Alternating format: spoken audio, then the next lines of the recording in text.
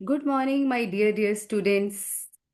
आज का हमारा टॉपिक है solubility and Henry's law and its numericals of chapter solution. So let's start it.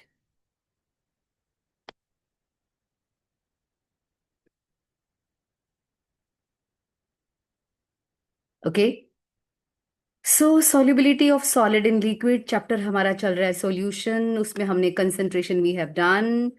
Concentration में हमने क्या क्या किया? Percentage, PPM, mole fraction, molarity, molality. Right. So आज हम करेंगे solubility of solid in liquid. इसको मूव करने से पहले मैं तुम्हें ये बता दूं कि वैसे तो normality normality is not there in our syllabus. अगर कभी गलती से नॉर्मेलिटी आ जाता है तो आप क्या करेंगे? जो नॉर्मेलिटी का फॉर्मूला है ना, वो है मोलैरिटी इंटू एन। हम इसको मन से याद करते हैं। मतलब क्या है इसका? N is the N factor क्या होता है? इधर एसिडिटी और बेसिसिटी। अगर बेस होगा तो उसकी एसिडिटी होएगी, एसिड होगा तो बेसिसिटी होएगी, और नंबर ऑफ पॉजिटिव और नेगेटिव चार्ज ऑन सॉल्ट। ठीक है। And the last is if reaction is given, in that reaction n will be the number of electrons transferred, यानी कि चेंज इन ऑक्सीडेशन नंबर। ठीक है। तो ये n लगा देना। मैं आपको एक और एग्जांपल दे देती हूँ। सपोज सल्फ्यूरिक एसिड की मोलैरिटी आपको पता है और आपसे नॉर्मेलिटी पूछी जाती है, तो m इंटू टू कर देना। बिकॉज इस एसिड की बेसिसिटी टू है, because sulphuric acid two H plus ions will it will furnish in aqueous solution. आ गया समझ में? अगर NaOH की सपोज आपको मोलैरिटी पता है, एग्जामिनर नॉर्मेलिटी पूछ लेता है, तो m इंटू वन कर देना। वाई? बिकॉज इसमें वन OH है, इसकी जो एसिडिटी है वो वन है। Okay. So this is how you have to find out the value of n। उसको m से मल्टीप्लाई कर देना, आपकी नॉर्मेलिटी आ जाएगी। कुछ भी नहीं करना पड़ेगा। राइट। सो नेक्स्ट है solubility. See the solubility. Every solid does not dissolve in given liquid. True. Like dissolves like वाला प्रिंसिपल होता है। जो सोडियम क्लोराइड होता है and sugar dissolve readily in water. Naphthalene and anthracene do not. Right. On the other hand, naphthalene and anthracene dissolve readily in benzene, but sodium chloride and sugar do not. यानी कि sodium chloride benzene में dissolve नहीं होता, जबकि benzene में anthracene और naphthalene dissolve हो जाते हैं। क्यों हो जाते हैं? बिकॉज ये भी ऑर्गेनिक कंपाउंड्स हैं और बेंजीन भी ऑर्गेनिक कंपाउंड है।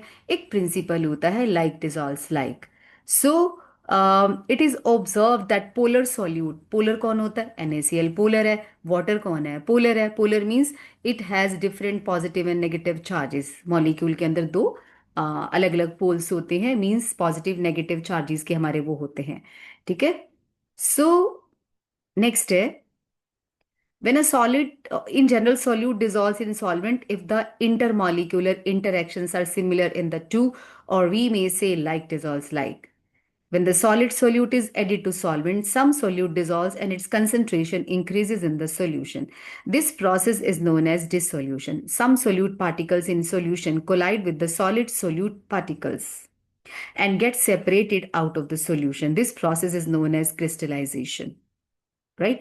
A stage is reached when the two processes occur at the same rate. Under such condition, number of solute particles going into solution will be equal to the solute particles separating out and a state of dynamic equilibrium is reached. क्या मतलब है इस पूरे paragraph का? ये मतलब है कि हमने, मैं एग्जांपल दे देती हूँ वाटर और शुगर का। आप ना वाटर में शुगर डिसॉल्व करो। ठीक है। ये कहता है जब हम, ये शुगर सॉल्यूट है, वाटर सॉल्वेंट है। इट सेज कि आप शुगर को डिसॉल्व करो, ये डिसॉल्व होती जाएगी। आप बढ़ाते जाओ, शुगर की कंसेंट्रेशन वाटर में बढ़ती जाएगी बढ़ती जाएगी। This process is known as dissolution. कहते एक स्टेज आएगी, अब चीनी घुलनी बंद हो जाएगी, है ना? अब उसमें और शुगर डिसॉल्व नहीं कर सकते। क्यों? अरे भाई, हर एक की कैपेसिटी है। वाटर कहता है बस, और कितनी शुगर घोलोगे मेरे अंदर? तो हमने ना, एक स्टेज आएगी कि जो शुगर आप एक्स्ट्रा डालोगे ना, वो इसे टक्कर मार मार के ना नीचे क्रिस्टलाइज होती जाएगी। बस अब समझ आना, बस अब और शुगर डिसॉल्व नहीं होगी। ऐसा solution in which no more solute can be dissolved now is known as saturated solution. In which no more solute can be dissolved now. What happens if we dissolve some amount of solute in it? तो equilibrium establish हो जाएगा। जितना rate of dissolution होगा उतना rate of crystallization होगा। Means जो चीनी आप डालोगे उतनी नीचे बैठती चली जाएगी। ठीक है। इस स्टेज पर अब कंसेंट्रेशन शुगर की बिल्कुल क्या हो गई है, concentration of solute in solution will remain constant. अब कांस्टेंट हो गई है बिकॉज अब नहीं घुलेगी अंडर गिवन कंडीशन, मतलब टेम्परेचर उतना रखोगे तो। That is temperature and pressure. Similar process is followed when gases are dissolved in liquid solvent. Such a solution in which no more solute can be dissolved at the same temperature is known as saturated solution, जो बात मैंने अभी आपको बताई है। Right. Saturated solution में अब आप और सोल्यूट डिसॉल्व नहीं कर सकते, बस हम उसको उठा लेते हैं कि अब कितनी चीनी घुली थी, जितनी चीनी घुलेगी अंडर अ गिवन सॉल्वेंट, तो उसको हम उसकी सॉल्युबिलिटी कह देते हैं। देखो पहले हम पढ़ लेते हैं एनसीईआरटी में से। Saturated solution. An unsaturated solution is one in which more solute can be dissolved at the same temperature. Of course, the solution which is in dynamic equilibrium with undissolved solute is a saturated solution and contains the maximum amount of solute dissolved in a given amount of solvent. Thus, the concentration of solute in such a solution is its solubility. Earlier, we have observed that solubility of one substance into another depends upon the nature of the substances. In addition to these variables, two other parameters, that is temperature and pressure, also control the phenomenon. इस line का क्या मतलब है, छोटा सा अगला stanza पढ़ के मैं आपको बताती हूँ, फिर पूरा एक्सप्लेन करती हूँ। ओके। ये दोनों टॉपिक पढ़ के फिर आपको पूरे डिटेल समझाती हूँ कि लिखा क्या हुआ है। Effect of temperature. Solubility of solid in a liquid is significantly affected by temperature changes. Consider the equilibrium represented by equation 2.10. This being dynamic equilibrium must follow Le-Chatelier principle. In general, if in a nearly saturated solution, the dissolution process is endothermic, the solubility should increase with the rise in temperature. And if it is exothermic, the solubility should decrease. These trends are also observed experimentally. Okay. दोबारा से सुनो। मैंने water में sugar dissolve करी। ठीक है। मान लो ये वाटर था हमारा 100 ग्राम। मैंने इसमें शुगर डिसॉल्व करी। करते करते करते वन स्टेज विल कम, जब शुगर नीचे सेटल डाउन होनी शुरू हो जाएगी, मैं समझ जाऊंगी भाई अब और शुगर नहीं डिसॉल्व होगी। मैंने अपने पास देख लिया, अरे ये तो 30 ग्राम शुगर डिसॉल्व हो गई है 100 ग्राम में। तो मैं कहूंगी अच्छा ये इसकी सॉल्युबिलिटी है। 100 ग्राम सॉल्वेंट में जितना सोल्यूट डिसॉल्व हो जाएगा that will become it's solubility. Okay. Solution हो गया हमारा सेचुरेटेड। राइट। जब मैं ग्लूकोज को वाटर में डिसॉल्व करती हूं तो मैंने क्या देखा, जो ग्लास होता है वो ठंडा हो जाता है। ग्लास ठंडा होने का मतलब है ये हीट लेता है, तो ग्लूकोज जो है वो डिसॉल्व होती है, तो सॉल्यूशन बनेगा। Means this process is endothermic. Right. अब मैं टेम्परेचर को इंक्रीज करूंगी तो ग्लूकोज थोड़ी और डिसॉल्व हो जाएगी, क्योंकि इसका जो डिसोल्यूशन है वो एंडोथर्मिक है। तो ये क्या बताने की कोशिश कर रहा है, अगर हम टेम्परेचर बढ़ाएंगे तो सॉल्युबिलिटी इंक्रीज होगी, अगर सॉल्युबिलिटी एंडोथर्मिक है तो। अब हमें कैसे पता चलेगा, नॉलेज बच्चों, नॉलेज। जैसे कि मैं तुम्हें बोलूं कि ग्लूकोज की सॉल्युबिलिटी टेम्परेचर के साथ आप कहेंगे बढ़ेगी। अब दूसरा एग्जांपल भी ले लो। If I am dissolving NaOH, sodium hydroxide in water, what did I notice कि सॉल्यूशन तो बना, साथ में हीट निकली, इवॉल्व हुई है। ये एक्सोथर्मिक प्रोसेस है। हाउ डू यू नो, जो बीकर या ग्लास था वो गर्म हो जाता है, मीन्स हीट बाहर निकली है। अब आप टेम्परेचर बढ़ाएंगे तो NaOH की सॉल्युबिलिटी डिक्रीज हो जाएगी। राइट। Is it clear? या what is the effect of temperature on the solubility of solid in liquid? Answer है, with increase of temperature solubility of solid in liquid increases if it is endothermic, for example glucose, and with the increase of temperature it decreases if it is NaOH, because it is its dissolution is exothermic in nature. और ली शेटलियर ने यही बोला था कि जो कुछ भी आप करोगे वो रिएक्शन उसका उल्टा करने की कोशिश करेगी। एक्सोथर्मिक में हीट बाहर निकल रही है, आपने क्या किया, हीट देनी शुरू कर दी, तो प्रोसेस पीछे चला जाएगा, मींस सॉल्युबिलिटी कम हो जाएगी। ओके। तो हमने क्या सीखा, saturated solution to which no more solute can be dissolve now. दूसरा क्या सीखा, टेल, दूसरा पॉइंट क्या था, सॉल्युबिलिटी। का मतलब the amount of solute dissolve in a given amount of solvent at a particular temperature and pressure. ऐसा क्यों बोला at a particular temperature and pressure? क्योंकि टेम्परेचर के बढ़ने घटने के साथ सॉल्युबिलिटी भी बढ़ती घटती है। कैसे? If it is endothermic, with the increase of temperature solubility increases, for example glucose, and with increase of temperature solubility decreases in case of NaOH। Okay, अब हम चलते हैं इफेक्ट ऑफ प्रेशर। देखो भाई, ना तो प्रेशर का इफेक्ट सॉलिड पर होता है, ना ही लिक्विड पर होता है। तो सॉलिड की लिक्विड में सॉल्युबिलिटी पर कोई असर नहीं पड़ेगा, it will remain unaffected. Okay, अब चलते हैं solubility of gas in liquid. अभी हमने क्या पढ़ा? Solubility of solid in liquid. अब हम पढ़ेंगे solubility of gas in liquid. Many gases dissolve in water. Oxygen dissolves only to a small extent in water. It is this dissolved oxygen which sustains all aquatic life. कितनी थी? 5.8 ppm सी water में, हमने अभी पढ़ा था first lecture में। Okay. On the other hand, hydrogen chloride is highly soluble in water. Solubility of gases in liquid is greatly affected by pressure and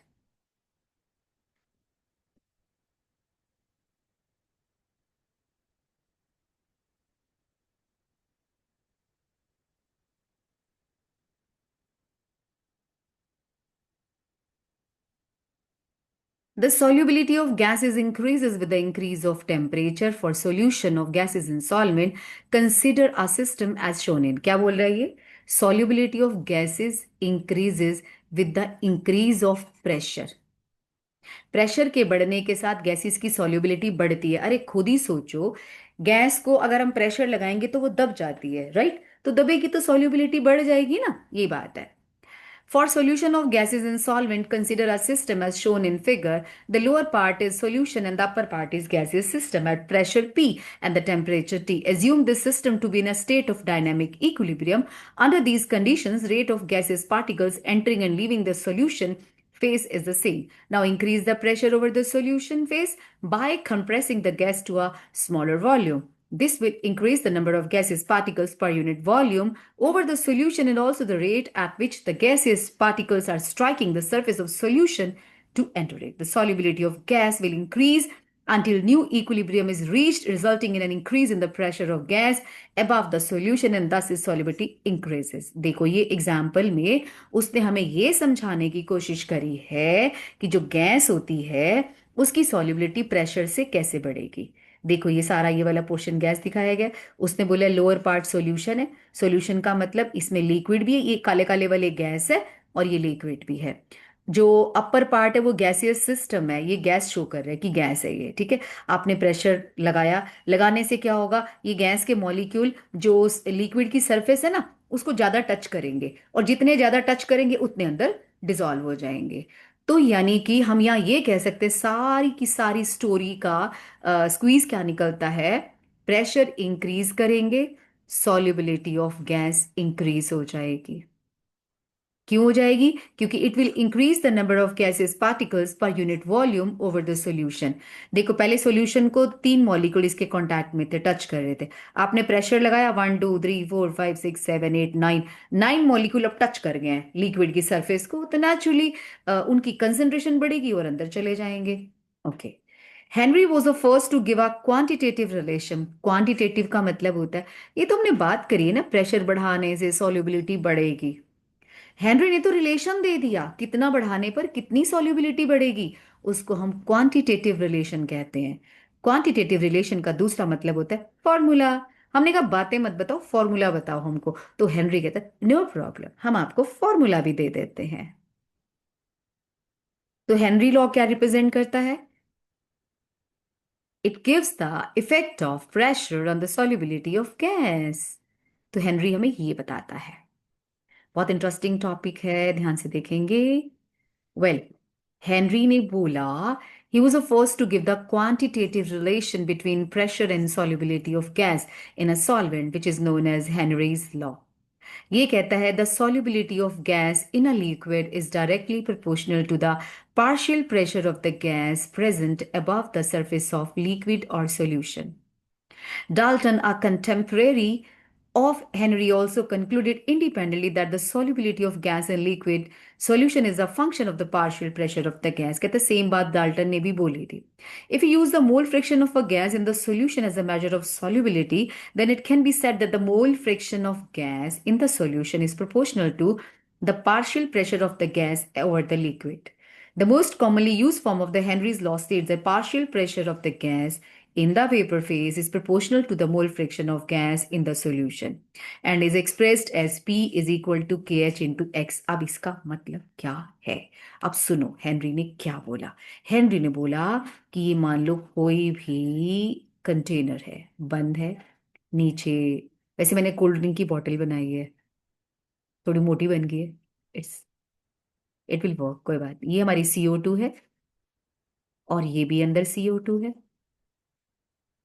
ठीक है. CO2 का ऊपर क्या है? Partial pressure. जो अबव द लिक्विड होता है ना उसको पार्शियल प्रेशर कहते हैं. नीचे क्या है? CO2. आपको पता है CO2 खेल रही हैं इक्विलिब्रियम इक्विलिब्रियम. जितने CO2 के मॉलिक्यूल ऊपर जाते हैं उतने नीचे आते हैं, जितने ऊपर जाएंगे नीचे आएंगे. ये खेल रहे हैं. सपोज यहाँ पे 100 मॉलिक्यूल हैं तो यहाँ भी मतलब उस हिसाब से ही होंगे, 100 के हिसाब से. तो जो पार्शियल प्रेशर है ना गैस का अबव द लिक्विड, ऐसा हेनरी ने बोला, ध्यान से सुनना.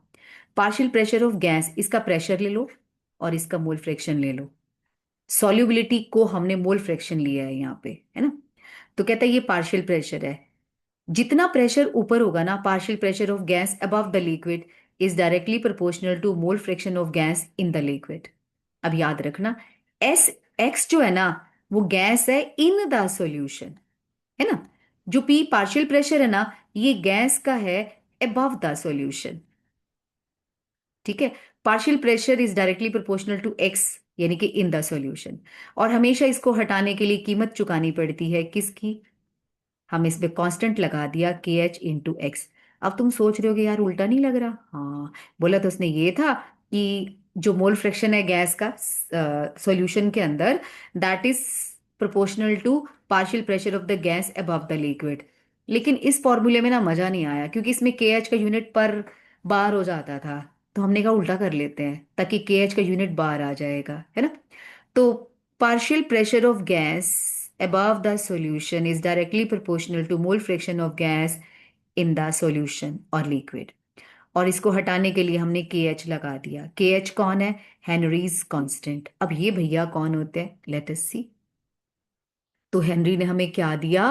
हेनरी ने हमें दिया effect of pressure on the solubility of gas in the liquid. और ये इसने फॉर्मूला दिया. फॉर्मूले के बाद हमने KH, एक नई टर्म आई हमने वो सीखी. ये देखो ये KH है, ये फॉर्मूला है. ये partial pressure of gas above the liquid है in the vapour phase is directly proportional to mole fraction of the gas in the solution. ये अबव द सॉल्यूशन है, ये इन द सॉल्यूशन है, याद रखना. KH कौन है? Henry's law constant. अगर हम ग्राफ प्लॉट करें पार्शियल प्रेशर का और मोल फ्रैक्शन का तो दोनों का डायरेक्ट रिलेशन है ना. तो ग्राफ क्या आएगा? बिल्कुल लीनियर आएगा. देखो यहाँ पे एग्जाम्पल दिया गया है, ध्यान से देखना जरा. ये देखो ये पार्शियल प्रेशर है यानी कि P यहाँ लिया, X हमने यहाँ लिया. मोल fraction of HCl in cyclohexane, ये हम एग्जाम्पल ले लिया हमने. तो देखो ग्राफ ऐसे आ रहा है. इस ग्राफ का जो स्लोप होगा, ठीक है, वो हमारा KH हो जाएगा. We should plot of the type this. कहते हैं ये प्लॉट है, डिफरेंट गैसेस का डिफरेंट KH होगा. मीन्स O2 का KH अलग होगा, हीलियम का KH की वैल्यू अलग होगी, हाइड्रोजन की KH की वैल्यू अलग होगी सेम टेम्परेचर पर.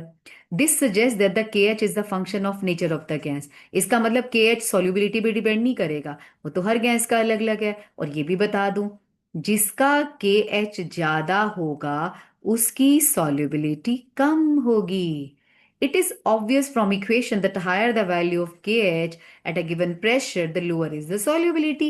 This is the significance of Henry's law constant. अगर एग्जाम में क्वेश्चन आता है what is the significance of KH, तो यही significance है. ठीक है. KH value for both N2 and O2 increases with the increase of temperature. अब ये अगली बात पे आ गया है कि टेम्परेचर बढ़ेगा. अब क्या होगा? अगर टेम्परेचर बढ़ेगा तो जो सॉल्युबिलिटी है हेलो। हाँ जी। हाँ जी, हाँ जी बेटा।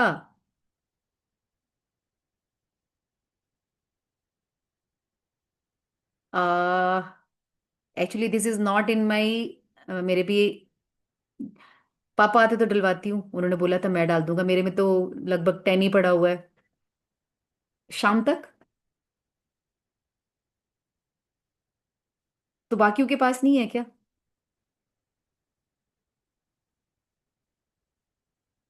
ओके ओके ओके ओके, करा।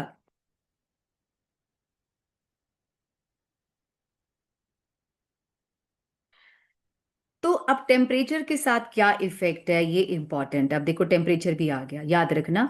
टेम्परेचर इंक्रीज होगा, के एच इंक्रीज होगा, सॉल्युबिलिटी डिक्रीज होगी। राइट। अब ये इफेक्ट ऑफ टेम्परेचर है on the solubility of gas. Temperature increases, the value of K H increases and the solubility decreases. अब हमारा point है कि क्यों क्यों solubility डिक्रीज होती है टेम्परेचर इंक्रीज करने पे। लेट अस सी। इसको भी देख लेते हैं, ग्राफ तो हमने पढ़ लिया। एक मिनट। ओके।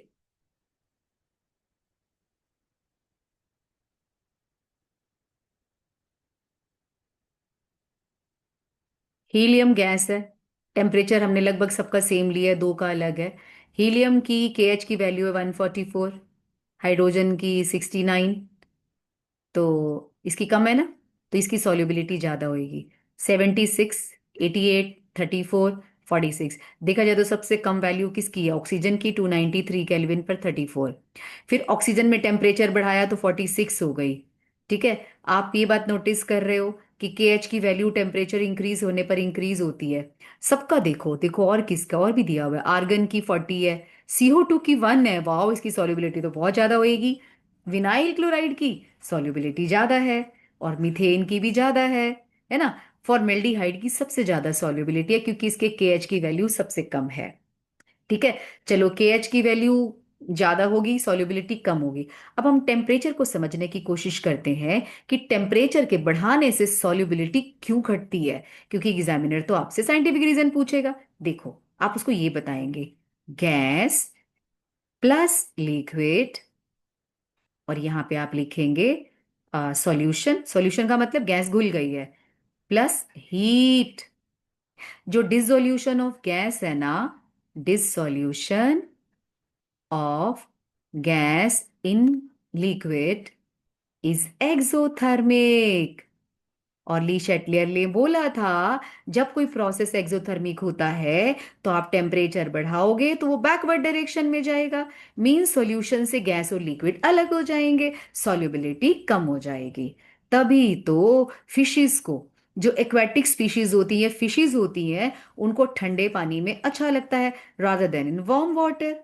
ठीक है। क्वेश्चन है, वाई एक्वेटिक एनिमल्स और fishes feel comfortable in cold water than in warm water? Because in warm water, solubility of O2 is lesser. इसीलिए। ओके। आगे समझ में, वेरी इंपॉर्टेंट क्वेश्चन। उसके बाद हम चलते हैं हमारे न्यूमेरिकल पे। टेबल के अकॉर्डिंगली फॉर्मेल्डिहाइड की सॉल्युबिलिटी सबसे ज्यादा है, फिर थी मीथेन की, फिर थी विनाइल क्लोराइड की, देन CO2। उसके बाद O2 की बारी आती है। ठीक है। पहले हम एप्लीकेशंस पढ़ लेते हैं। हेनरी लॉ की एप्लीकेशंस क्या है, पहले हम एप्लीकेशंस को समझते हैं। नीचे भी है क्या कोई? है। ओके।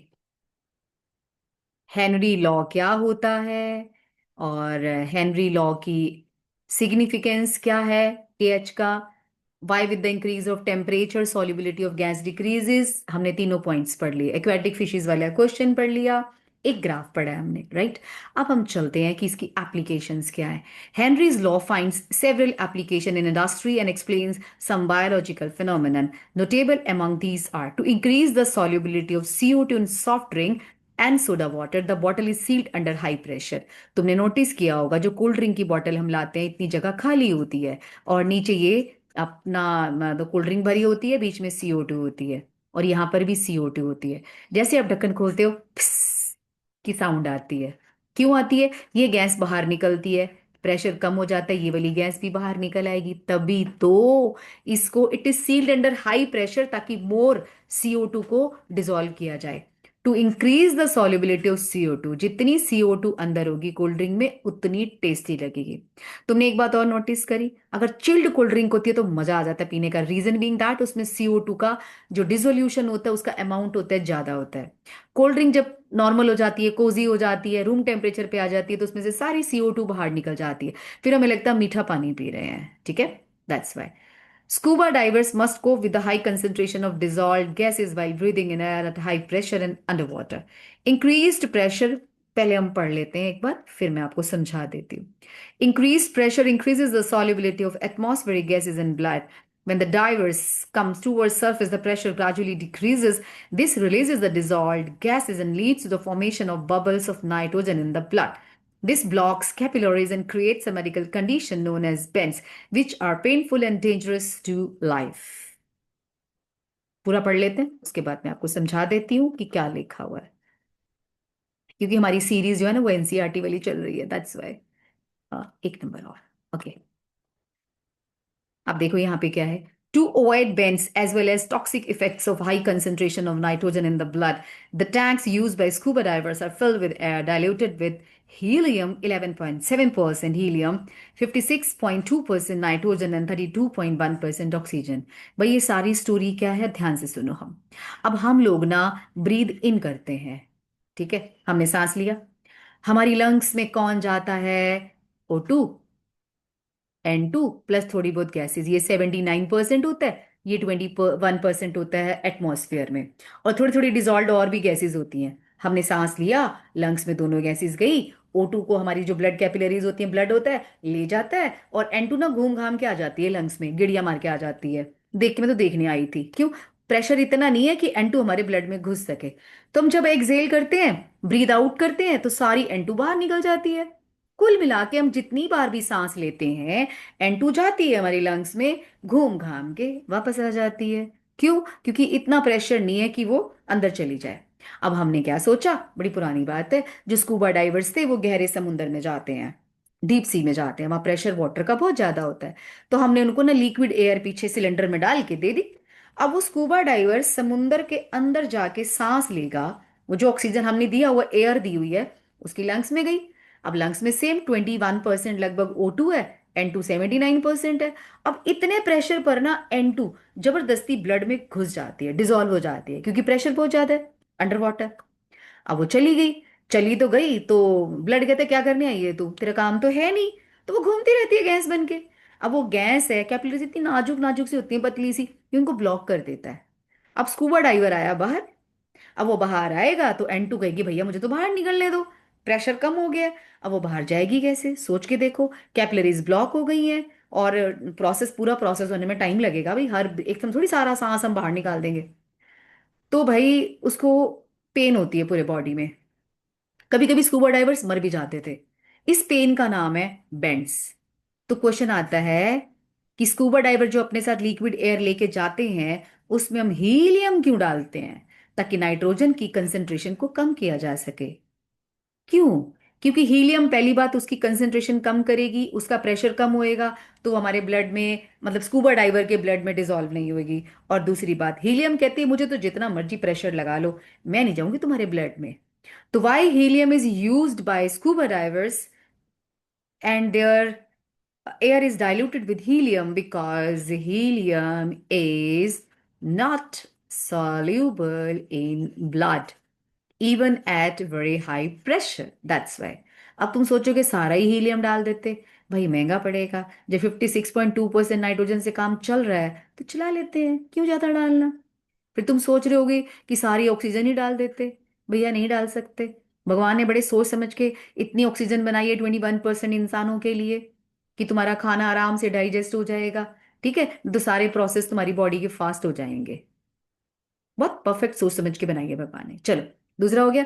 तीसरा है एट हाई आल्टीट्यूड। आपको पता है माउंटेनियर्स जब जाते हैं हिली एरियाज पर, अपने साथ सिलेंडर लेके जाते हैं पीछे। अब भैया वो क्यों लेके जाते हैं? वो इसलिए लेके जाते हैं क्योंकि हिली एरियाज पर ऑक्सीजन का पार्शियल प्रेशर कम होता है, क्योंकि एटमॉस्फेरिक प्रेशर कम होता है। ठीक है। एट हाई altitude उनको एक बीमारी हो जाती है anoxia. At high altitude the partial pressure of oxygen is less. क्यों? क्योंकि वहां पे एटमॉस्फेरिक प्रेशर लेस है, इसलिए। तो leads to the low concentration of oxygen in the blood. वहां हम जाएंगे तो हमारे ब्लड में ऑक्सीजन की कंसेंट्रेशन कम हो जाएगी। Tissues of the people living at high altitude और क्लाइंबर्स, लो ब्लड ऑक्सीजन क्या होता है, ये उनकी थिंकिंग पावर को वीक बना देता है। हम we are unable to understand, है ना। आप ये सोचो कि हम हिली एरियाज पर गए, हमारे बॉडी में ऑक्सीजन कम हुई, हम सोचने लग जाएंगे हम क्या करने आए थे यहाँ पे, हम क्लाइंबिंग के लिए आए थे, क्या करने आए थे। हमारी जो थिंकिंग पावर होती है वो वीक होती है। इस कंडीशन को बोलते हैं एनॉक्सिया। ये भी प्रेशर का कमाल है। ठीक है। उसके बाद है इफेक्ट ऑफ टेम्परेचर। ये तो मैंने पहले ही बता दिया कि solubility of gases decreases with the rise in temperature. क्यों? क्योंकि जो डिसोल्यूशन ऑफ गैस है वो एक्सोथर्मिक है, और ली शटलियर कहता है हर एक्सोथर्मिक प्रोसेस बैकवर्ड डायरेक्शन में चला जाएगा if you increase the temperature. तो सॉल्युबिलिटी जो होती है वो टेम्परेचर के बढ़ने के साथ डिक्रीज होती है। ठीक है। नेक्स्ट क्वेश्चन है हमारा, पहले पिछला क्वेश्चन ले लेते हैं जो हम छोड़ के आए हैं। देखो, ये रहा वेरी इंपॉर्टेंट एग्जाम्पल, इसको आप ध्यान से समझने की कोशिश करो। If N2 gas is bubbled through water at 293 Kelvin, how many millimoles of N2 gas would dissolve in 1 liter of water? Assume N2 exerts a partial pressure of इतना, given the Henry's law constant of nitrogen is इतना। ठीक है। देखो, मैं तुम्हें numerical का पहला rule बताती हूँ। इन सारी बातों से लग रहा है हेनरी का लॉ अप्लाई होगा। लगा दो, पहले फॉर्मूला ही लिख दो। लो जी, हमने लिख दिया। फॉर्मूला लिख के अब दोबारा ध्यान से पढ़ो। कहते हैं कितने मिली मोल्स N2 के डिसॉल्व हो जाएंगे। अब सॉल्यूशन के अंदर तो हम x को मानते थे, इसका मतलब x निकालना होगा पहले। बाद में सोचते रहेंगे नंबर ऑफ मिली मोल्स कैसे निकलेंगे। पार्शियल प्रेशर दिया हुआ है गैस का कितना, 76.48 किलो बार, और ये दे रखा है बार में, तो इसको भी बार में बदल लो। ये हो जाएगा 76480 बार। हमने 1000 से मल्टीप्लाई कर दिया। चलो जी, अब x निकाल लो। x is equal to P upon K H. P हमारा 0.987 बार है, ये हमने बदल लिया। हमारा जो एक्स आ गया वो ये आ गया। दोबारा से न्यूमेरिकल को पढ़ो। कहते हैं कितने मिली मोल्स डिसॉल्व हो जाएंगे नाइट्रोजन के 1 लीटर वाटर में। इसका मतलब मोल फ्रैक्शन का रिलेशन नंबर ऑफ मोल से भी होना चाहिए, है ना। X is equal to number of moles upon number of moles plus of water. ये 55.5 क्यों लिखा गया है? क्योंकि 1 लीटर वाटर में 55.5 मोल्स होते हैं। कैसे? 1 लीटर वाटर का मतलब होता है 1000 ग्राम, और नंबर ऑफ मोल्स का फॉर्मूला है given mass upon molar mass. Water का मोलर मास 18 होता है, तो ये आ जाएगा 55.55। इसलिए हमने यहाँ पे ये लगा दिया। अच्छा, नीचे वाला n हटा दो। क्यों? It is very negligible in comparison to 55.5। तो x will come equal to n upon 55.5। तो आप ये x जो था 1 पॉइंट इतना था, मल्टीप्लाई करके n की वैल्यू निकाल लो। ये देखो, n को मल्टीप्लाई किया, इतना आ गया। ठीक है। ये आया मोल्स, लेकिन उसने न्यूमेरिकल में हमसे पूछा मिली मोल्स, तो जो भी आंसर आया उसको 1000 से मल्टीप्लाई कर दो, मिली मोल्स आ जाएगा। ठीक है हेनरीज लॉ वाला न्यूमेरिकल, लेकिन साथ में एक्स का भी रिलेशन यूज किया गया है। ठीक है। न्यूमेरिकल का पहला रूल होता है फॉर्मूला लगाओ, समान ढूंढो। कुछ नहीं समझ में आ रहा, कुछ तो समझ आ ही रहा होगा। मिली मोल हम सोचोगे नहीं है, लेकिन एक्स के अंदर घुसे हुए मिली मोल इतना तो पता ही है हमको, ऐसे पता लगाते हैं। ठीक है। अब हम और न्यूमेरिकल्स पे चलते हैं। ये जो 0.987 बार है ना, ये एटमॉस्फेरिक प्रेशर है। हम उसी को लेते हैं बेटा।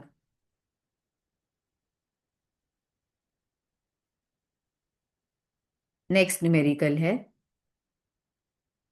H2S is a toxic gas with rotten egg-like smell, is used for qualitative analysis if the solubility of H2S in water at STP 0.195 molality दे रखी है। Calculate Henrys constant. पहली बात तो फॉर्मूला लगा दो, P is equal to K H into x. Very surprisingly pressure तो दे ही नहीं रखा, के एच निकालने को बोला है। भाई एक्स भी नहीं दे रखा, पी भी नहीं दे रखा। अब दिमाग लगाओ।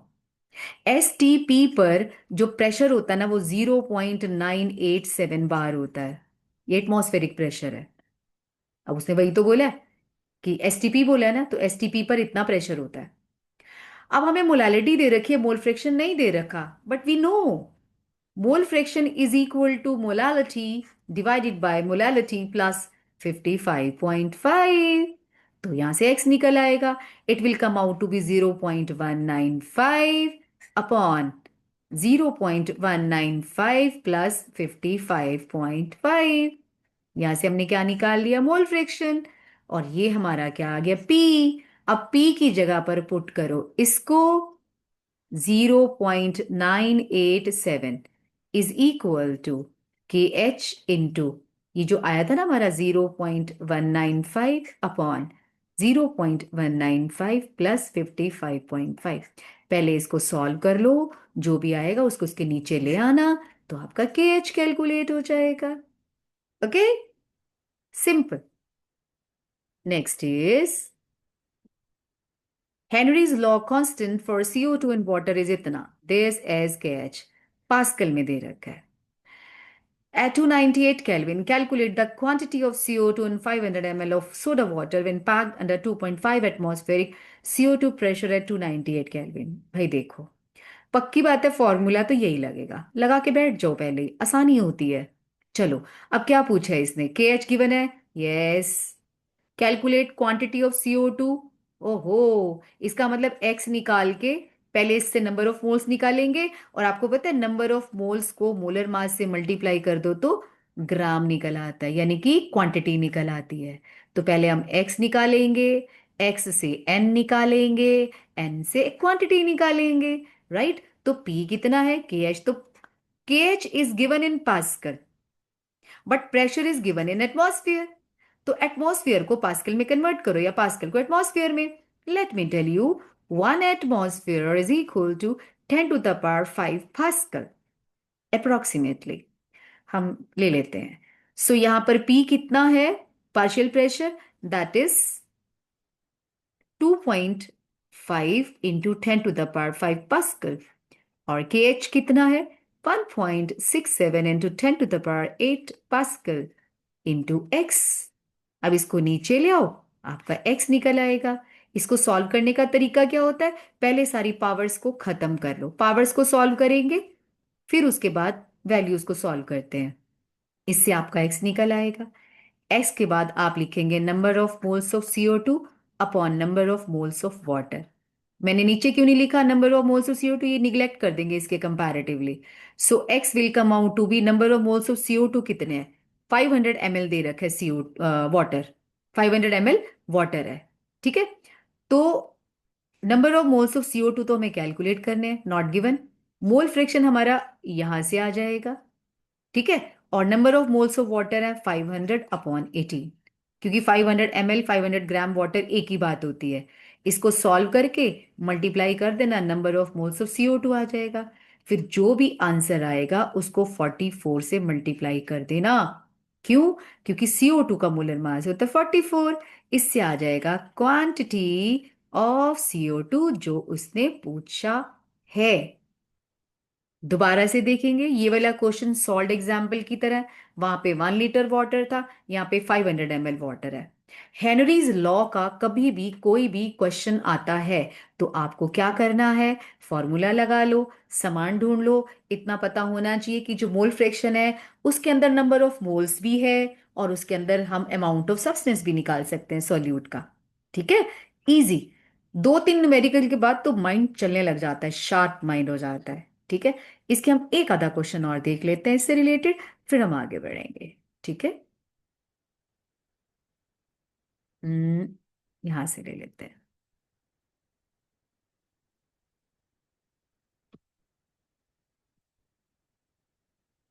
ये हमारी DPT 1 we have done, 2 done, 3 done. Test मैंने बोला था अपने आप करना तुम।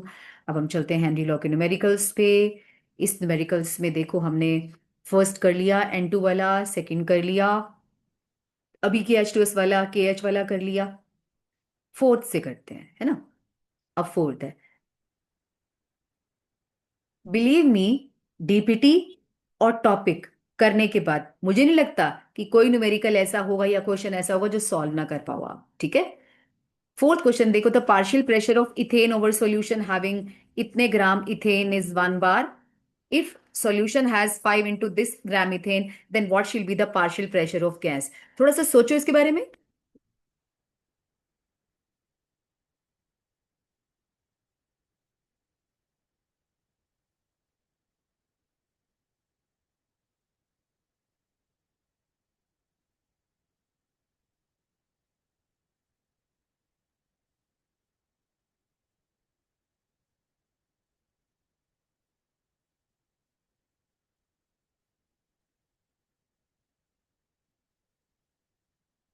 10 minutes का रह गया बस।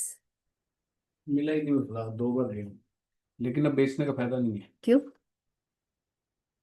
तुमने पता लगा, युद्ध शुरू हो गया, तो आज 71 हो गए, अच्छा। तो उम्मीद है 200 ऊपर जाएगा अभी। रख दो। तो फिर वही $2,000 का बस प्रति। 1 मिनट में ये बस आकर के आई। सोच लिया आपने? कितना आसान है यार, खुद सोच के देखो। ये अमाउंट है, ये प्रेशर है। Pressure was proportional to x. हम एक्स को मास से रिप्लेस कर सकते हैं, अमाउंट से रिप्लेस कर सकते हैं, सॉल्युबिलिटी से कर सकते हैं, कोई भी टर्म हम ले सकते हैं, है ना? तो ये मास के इक्वल है। P1 upon P2 is equal to M1 upon M2। P1 कितने, ये रहा। M1 कितने, ये रहा। तो हम लिखेंगे 1 upon P2 we have to calculate, and this will become equal to 6.56 into 10⁻³ upon 5 into 10⁻²। अब ये सॉल्व कर लो, कैसे? इसको ऊपर ले जाओ, 5 into 10⁻² upon 6.56 into 10⁻³ is equal to P2। बस बार में आंसर आ जाएगा, है ना? ओके, नेक्स्ट है KH for methane in benzene at this is इतना। KH is given, calculate solubility of methane in benzene at this. अब आप ना अंडर इतना प्रेशर, ठीक है, ये सॉल्युबिलिटी को आप x ले सकते हो, जो x आएगा वही सॉल्युबिलिटी है, ठीक है। इसने बोला तो है नहीं मोल पर लीटर में बताओ, कैसे बताओ? आप मोल फ्रैक्शन में बता सकते हो। तो सबसे पहले फॉर्मूला लगाएंगे, P is equal to K H into X. This is to be calculated and P is given, ये रहा। ये सॉरी के एच है, ये हमारा P है। तो P लिखेंगे 760। दोनों का यूनिट सेम है, MM Hg, no need of changing unit. Upon K H that will be 4.27 into 10⁵. MMHg will be cancelled out and you will get the answer. अब यहाँ पे देखो क्या दिमाग लगाना था। तुम सोचोगे मोल फ्रैक्शन निकलेगा, सॉल्युबिलिटी कैसे निकालेंगे? अरे यार, निकाल सकते हैं। अभी देखना, हमने मोल फ्रैक्शन से नंबर ऑफ मोल्स भी निकाले, मिली मोल्स निकाले, अमाउंट भी निकाला, अब हमने सॉल्युबिलिटी भी निकाल दी, ठीक है। Okay, right 2 limitations of Henry's law, very important topic. क्या कोई गैस ऐसी भी है जो लिक्विड या सॉल्यूशन में जाएगी और उस पे हेनरी का लॉ अप्लाई ना हो? यस।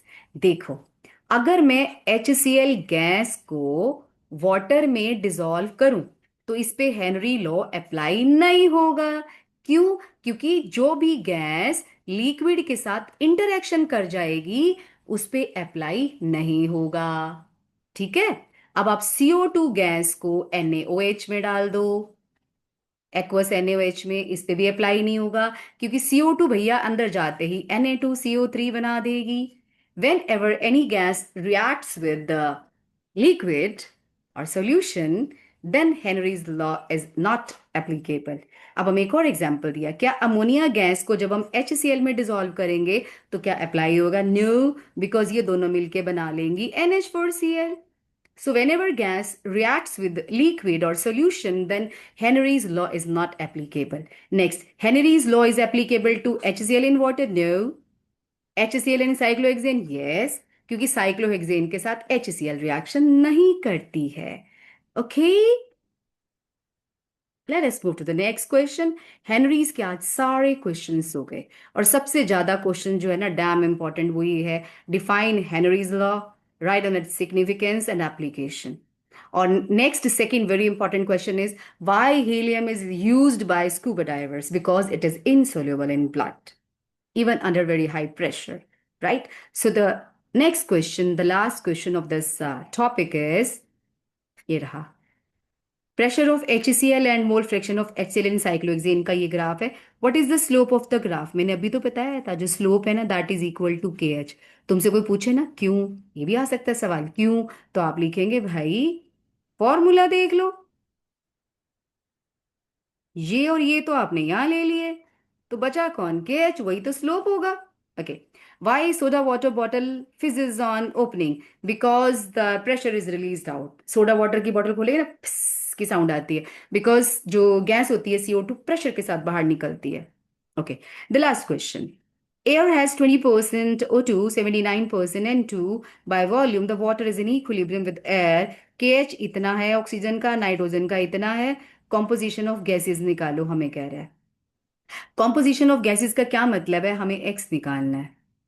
तो 20% और 79% से क्या निकालेंगे हम लोग, और एटमॉस्फेरिक प्रेशर कितना है, 10 एटमॉस्फेरिक प्रेशर। अब तुम्हें एक और बात बताऊं, पार्शियल प्रेशर निकालने का फॉर्मूला होता है मोल fraction of O2 into total pressure. यहां पर टोटल प्रेशर 10 है, और O2 का मोल फ्रैक्शन कितना है वो यहां से निकालेंगे। 20% O2 का मतलब होता है कि जो number of moles of O2 है ना, वो 20/32 है। ये given mass upon molar mass से निकालते हैं ना, ये number of moles of O2 आ जाएंगे। और 79% number of moles of N2 कितने आएंगे, 79/28, 28 इसका मोलर मास है, यहां से number of moles of N2 आ जाएंगे। अब हम मोल फ्रैक्शन कैसे निकालेंगे O2 का? मोल फ्रैक्शन निकालने के लिए हम लिखेंगे number of moles of oxygen, यहां पे आप सॉल्व कर लेना, नीचे number of moles of oxygen plus number of moles of N2, इससे हमारा मोल फ्रैक्शन निकल आएगा O2 का, और वो यहां पर पुट कर देना, जो भी आंसर आएगा उसको 10 से मल्टीप्लाई करोगे तो पार्शियल प्रेशर आ जाएगा। ऐसे ही हम N2 का निकाल लेंगे। अब करना क्या है, उसने पूछा क्या है, उस अब इसके बाद फॉर्मूला लगाएंगे, KH, सॉरी क्या हो गया मुझे, P is equal to KH/X। जो P है वो यहां से आएगा, KH गिवन है, X निकाल लेंगे। देखा, 2 बार मोल फ्रैक्शन है। हमको मोल फ्रैक्शन वाटर के अंदर का पूछा हुआ है, और ये वाला जो मोल फ्रैक्शन हमने निकाला है ना, ये एयर का है, समझने की कोशिश करो। तुम सोच रहे होगे कि मैम अभी तो आपने मोल फ्रैक्शन निकाला O2 का, वो वही ले लेते, नहीं ले सकते, वो एटमॉस्फेयर का है प्रेशर। उसने हमसे सॉल्यूशन के अंदर का पूछा है, मींस वो हमसे फॉर्मूले का पूछ रहा है क्या, यही कि P is equal to KH/X। हमसे वो ये वाला पूछ रहा है, फॉर्मूले वाले का। ये दे रखा है, ये नहीं दे रखा, ये हमने परसेंटेज मतलब एयर के मोल फ्रैक्शन को टोटल प्रेशर से मल्टीप्लाई करके कैलकुलेट किया। इस क्वेश्चन को दोबारा से ध्यान से साफ साफ अपनी कॉपी पर लिख कर सॉल्व करो। Okay, so this is all about Henry's law. मुझे नहीं लगता इसके बाद कोई भी क्वेश्चन हेनरीज लॉ का आए और आप सॉल्व ना कर पाओ, ठीक है। सो आज के लिए इतना काफी है, इस लेक्चर में इनाफ है। आपने बहुत हार्ड वर्क किया, रियली बहुत देर से आप पढ़ रहे हो मेरे साथ साथ। Do hard work, hard work का कोई वो नहीं होता। So all the best, take a very good care of you and your studies.